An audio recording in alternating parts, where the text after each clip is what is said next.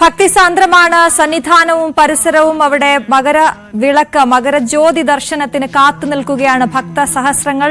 എല്ലായിടത്തും ശരണമന്ത്ര മുഖരിതമാണ്. പലയിടങ്ങളിലായി മകരജ്യോതി ദർശനത്തിനായി കാത്തു നിൽക്കുന്ന ഭക്തരെ നമുക്ക് കാണാൻ സാധിക്കുന്നു. നിരവധി പോയിന്റുകൾ ഇപ്പോൾ തന്നെ ആളുകളെ കൊണ്ട് നിറഞ്ഞു കഴിഞ്ഞു. ഇപ്പോൾ നമ്മൾ സന്നിധാനത്ത് നിന്നുള്ള തത്സമയ ദൃശ്യങ്ങളാണ് കാണുന്നത്.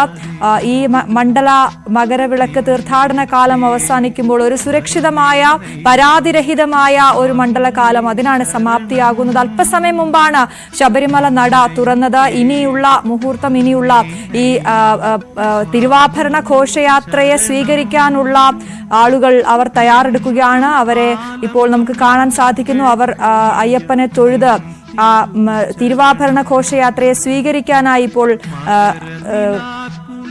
പുറപ്പെടുകയാണ്. അതിനുള്ള സംഘം അവിടെ തയ്യാറെടുക്കുകയാണ് സന്നിധാനത്ത്.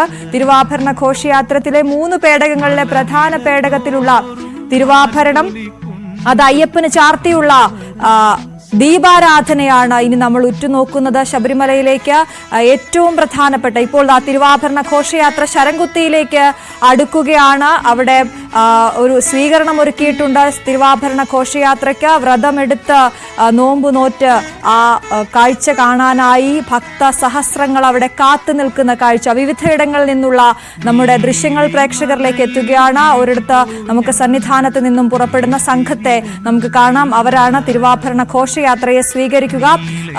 ഒപ്പം ശരംകുത്തിയിലേക്ക് എത്തുന്ന തിരുവാഭരണ ഘോഷയാത്ര നമുക്ക് കാണാം. ആ 3 പേടകങ്ങളുണ്ട്. ആ 3 പേടകങ്ങൾക്കും പ്രത്യേകതകൾ ഉണ്ട്. അതിലേക്കൊക്കെ നമുക്ക് എത്താം. മകരവിളക്ക് ദിവസം ശബരിമലയിൽ എത്താൻ കഴിഞ്ഞത് ഭാഗ്യമാണെന്നാണ് ചലച്ചിത്ര താരം ജലജ പറയുന്നത്. ഭർത്താവിനൊപ്പമാണ് ജലജ ഇത്തവണ അയ്യപ്പ ദർശനത്തിന് എത്തിയിരിക്കുന്നത്. അവരുടെ വാക്കുകളിലേക്ക്. എല്ലാവരും മകരവിളക്കിനായുള്ള കാത്തിരിപ്പിലാണ്. അതേ കാത്തിരിപ്പുമായി ഇവിടെ എത്തിയ 2 പേരുണ്ട്. ഒന്ന് ഒരുപക്ഷെ മലയാളി പ്രേക്ഷകർക്കെല്ലാം അറിയുന്ന ആൾ കൂടിയായിരിക്കും, ചലച്ചിത്ര താരം കൂടിയായ മലയാളികളുടെ പ്രിയ താരം കൂടിയായ ജലജയുണ്ട്. അദ്ദേഹത്തിന്റെ ഭർത്താവും ഒപ്പമുണ്ട്. നമുക്ക് അവരോട് 2 പേരോടും സംസാരിക്കാം. അയ്യപ്പന്റെ ഭക്തയാണ്. തീർച്ചയായിട്ടും ഭക്തയാണല്ലോ. ഇങ്ങനൊരു അവസരം ആദ്യമായിട്ടാണ് ഞാൻ മകരവിളക്ക് തൊഴാൻ വരുന്നത്. അങ്ങനെ ഒരു സന്ദർഭം കിട്ടി എന്ന് പറഞ്ഞ് വന്ന് തൊഴാൻ കഴിഞ്ഞു. ഇവിടെ വന്ന് ഈ സമയത്ത് നിൽക്കാൻ കഴിഞ്ഞു എന്ന് തന്നെ വലിയൊരു മഹാഭാഗ്യമായിട്ടാണ് ഞാൻ കണക്കാക്കുന്നത്. സ്വാമി ശരണം. എന്നു മുതലാ ഈ ശബരിമലയിലേക്ക് ഒരു വരവ് തുടങ്ങിയത്? ഈ അടുത്ത കാലത്ത് വന്നിരുന്നു? ചെറുപ്പത്തിൽ വന്നിരുന്നോ? ഇല്ല, ഞാൻ ചെറുപ്പത്തിൽ വരാൻ കഴിഞ്ഞില്ല. ഞാൻ 10 വയസ്സ് കഴിഞ്ഞിട്ടാണ് മലേഷ്യയിൽ നിന്ന് ഇവിടെ വരുന്നത്. അപ്പൊ അത് കഴിഞ്ഞിട്ട് ആ സമയത്ത് വരാൻ കഴിഞ്ഞിട്ടില്ല. അത് കഴിഞ്ഞിട്ട് പക്ഷെ ഒരു 7 വർഷം മുമ്പ് ആദ്യമായിട്ട് വന്നു. മകരവിളക്കിന് ഇപ്രാവശ്യം ആദ്യമായിട്ടാണ് വരുന്നത്. സോ ഇത് ആദ്യത്തെ എൻ്റെ അനുഭവമാണ്. വളരെ നല്ല അനുഭവം തന്നെയാണ്. ഇത്രയും അധികം കോർഡിനേഷനുമാണെങ്കിലും ഇപ്പം ശ്രീജിത്ത് സാറിന്റെ ടീം എന്ന് പറയുന്നത് വളരെ നന്നായിട്ട് പോലീസുകാരുടെ നമ്മൾ കാണുന്നുണ്ടല്ലോ. അവര് ഭക്തർ വരുന്നത് ഇഷ്ടംപോലെ ആൾക്കാർ വന്നുകൊണ്ടിരിക്കുന്നുണ്ട്. പക്ഷെ അവരെല്ലാം അക്കോമഡേറ്റ് കഴിയുന്നതും അവർ അക്കോമഡേറ്റ് ചെയ്ത് കൊണ്ടുപോകുന്നു. അതല്ലാതെ തന്നെയാണെങ്കിൽ ദേവസ്വം ബോർഡിന്റെ ആണെങ്കിലും അവരുടെയും ഒരു കോർഡിനേഷൻ, പിന്നെ ഗവൺമെന്റ് എല്ലാവരും വളരെ നല്ല ഒരു എഫേർട്ട് എടുത്ത് ചെയ്തിരിക്കുകയാണ്. അതിന് നമ്മൾ നന്ദി പറയേണ്ടിയിരിക്കുന്നു.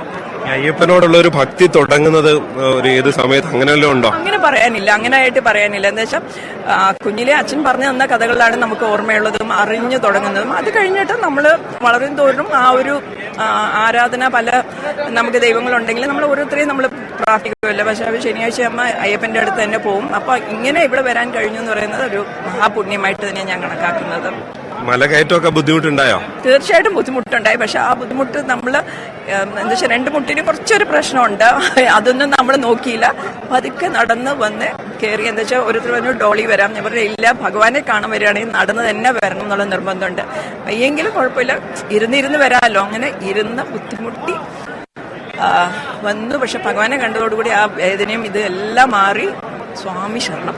ഒരു കാര്യം കൂടി, മകളൊക്കെ ആദ്യമായിട്ടാണ്, അതിന്റെ ഒരു വലിയ എക്സൈറ്റ്മെന്റ് ഉണ്ട്. അതുപോലെ തിരുവാഭരണം ചാർത്തിയുള്ള അയ്യപ്പൻ, അത് രണ്ടും വലിയൊരു ആകാംക്ഷയോടെ കാത്തിരിക്കുകയാണ്. തീർച്ചയായിട്ടും ഇതുവരെ ഞാൻ കണ്ടിട്ടില്ലല്ലോ. അപ്പൊ നമ്മള് ടിവിയിൽ കാണുവാണെങ്കിലും നമ്മള് ഇത് ന്യൂസിലെല്ലാം കാണുന്നുണ്ട്. നിങ്ങളുടെയൊക്കെ ലൈവ് കവറേജ് ഉണ്ട്. അപ്പൊ അത് കാണാനുള്ള ഭാഗ്യം ഉണ്ടായിട്ടുണ്ട്. പക്ഷെ ലൈവായിട്ട് ഇന്ന് കാണാനുള്ള ഭാഗ്യം എന്ന് പറയുമ്പോഴത്തേക്കും അത് തീർച്ചയായിട്ടും ഒരു ആങ്ഷ്യസ് ആയിട്ട് തന്നെ വളരെ പ്രതീക്ഷയോടുകൂടി തന്നെ ഇരിക്കുന്നത്. ഭഗവാനെ അതൊന്ന് ഭഗവാൻ നിറഞ്ഞു നിൽക്കുന്നത് കാണാനും, പിന്നെ മകരജ്യോതി അത് കാണണം, അതെല്ലാം കാണാനുള്ള ഒരു ഭാഗ്യം.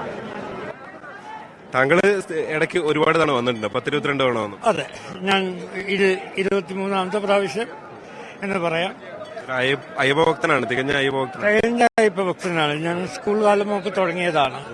ഇതെന്റെ രണ്ടാമത്തെ പ്രാവശ്യമാണ് മകരവിളക്കിന് വരികയാണെങ്കിലും ആദ്യത്തെ പ്രാവശ്യമാണ് ഞാൻ മകരവിളക്ക് കാണാൻ വന്നത്. ആദ്യത്തെ പ്രാവശ്യം വന്നപ്പം ഞാൻ ചിക്കൻ പോക്സായിട്ട് വിഴിയിൽ തന്നെ കടന്നു.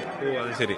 അപ്പൊ ഇപ്രാവശ്യം ഞാൻ ഭഗവാനെ എല്ലാം ചാർത്തി കാണണമെന്നുള്ള വലിയ ആഗ്രഹമുണ്ട്. ഞാൻ കാണും. അത് മാത്രമല്ല, എന്റെ ജ്യേഷ്ഠൻ പോലെ കാണുന്ന ADG ശ്രീജിത്ത് സാറ്, പിന്നെ ദേവസ്വം ബോർഡ്, എല്ലാവരും നമുക്ക് വേണ്ടപ്പെട്ടവര്, എല്ലാം യൂണിഫൈഡ് ആയിട്ട് നല്ല കോർഡിനേഷൻ. അതുകൊണ്ട് എല്ലാം കൂടി നന്നായി, വളരെ നന്നായി പോയി. ദേഹത്തിന് സുഖമില്ല, കാലിൽ ഫ്രാക്ചറായിട്ട് ഇരിക്കുകയാണ്. അങ്ങനെയൊക്കെ ആണെങ്കിലും നടന്നു വന്നു, ഭഗവാനെ കണ്ടു, വളരെ തൃപ്തിയായി. ഇനിയും കാണും, ജുറിയും കാണും. എല്ലാ അയ്യപ്പന്മാരും സുഖമായി വീട്ടിലെത്തട്ടെ എന്ന ഒരു പ്രാർത്ഥനയോടുകൂടി ഇവിടെ കണ്ട എല്ലാ കോർഡിനേഷൻസിനും, അതായത് ദേവസ്വത്തിനും എല്ലാ മിനിസ്ട്രീസിനും, പ്രത്യേകിച്ച് ചീഫ് ഓഫ് കോർഡിനേറ്റർ സെക്യൂരിറ്റിക്കും ഞാൻ നന്ദി രേഖപ്പെടുത്തുന്നു, ആശംസകൾ രേഖപ്പെടുത്തുന്നു. സ്വാമിയെ ശരണമയ്യപ്പ. എന്തായാലും അതാണ് അവർ ശബരിമലയിൽ ഈ ജലജ പറഞ്ഞ അനുഭവം അനുസരിച്ച് ഡോളിയൊന്നുമില്ലാതെ നടന്നു കയറി വന്ന് അയ്യപ്പനെ കാണുക, അതിന്റെ ഒരു നിർവൃതിയിൽ തന്നെയാണ് അവർ ഇനിയും കാത്തിരിക്കുന്നത്. തീർച്ചയായും ഈ മകരവിളക്ക് ദർശനത്തിനാണ്. തിരുവാഭരണ ഘോഷയാത്രയ്ക്ക് വേണ്ടിയുള്ള കാത്തിരിപ്പിലാണ് ഈ സന്നിധാനം മുഴുവൻ.